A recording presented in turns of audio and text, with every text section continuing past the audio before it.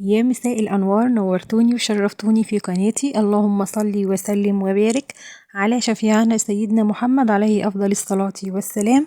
صلوا على النبي كتير يا جماعة.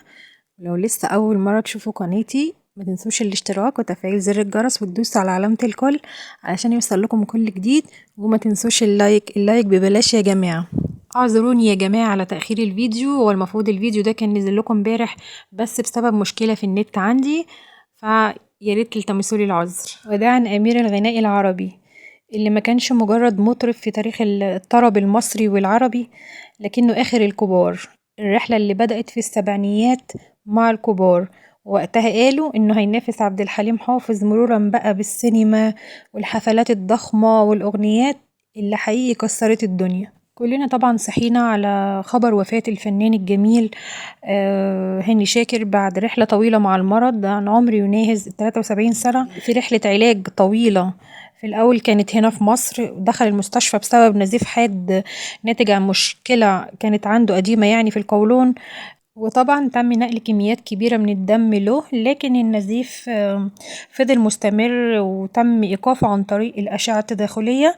وللأسف في اليوم التالي قلبه توقف لمدة 6 دقايق وتم إنعاشه بسرعة. بعد كده خضع لعملية جراحية صعبة ونجحت بشكل أشبه بالمعجزة، سبحان الله. وفضل في العناية المركزة لمدة 20 يوم، وتعرض لضعف عام في عضلات جسمه، وتدهورت حالته جدا، وأصيب بفشل في الجهاز التنفسي واتحط تحت الملاحظة. ولكن أسرته فضلت إنها تسافر بيه للعلاج بره مصر، وفعلا سافروا على فرنسا. حصلت له مضاعفات صحية خطيرة، بدأت بأزمات متكررة في القولون وانتهت بإجراء عملية استئصال كامل للقولون، وبعدها تدهورت حالته نتيجة مضاعفات ما بعد الجراحة، ثم توفاه الله. الله يرحمه ويصبر أهله ويلهمهم الصبر والسلوان. كلنا عارفين انه اصعب المواقف في حياة الفنان اللي مر بيها وهو وفاة بنته دينا.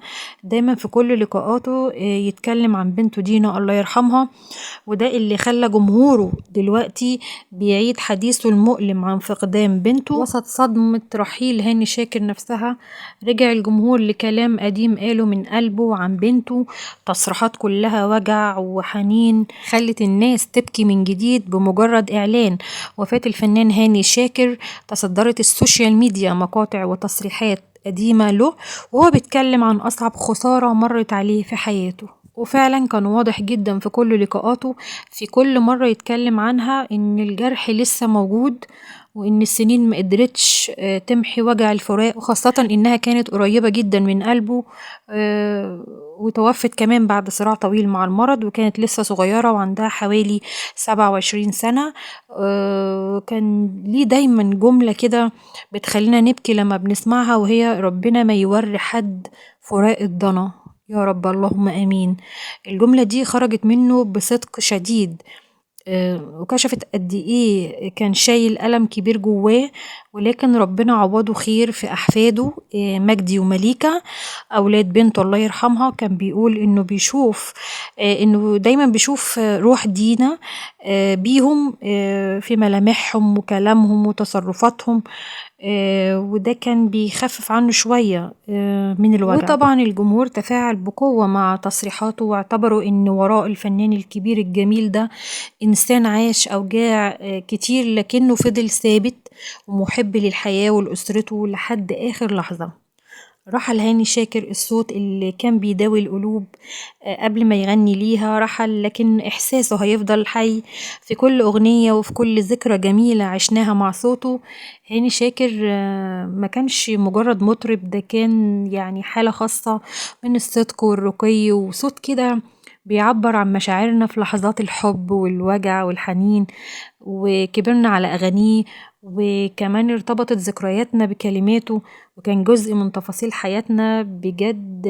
يعني في مشاعر الحب والحزن والألم والفرح كان دايما نسمع أغانيه متواجدة في كل الحالات. الفنان هاني شاكر رحل بس هتبقى ذكراه معانا، الله يرحمه ويصبر أهله.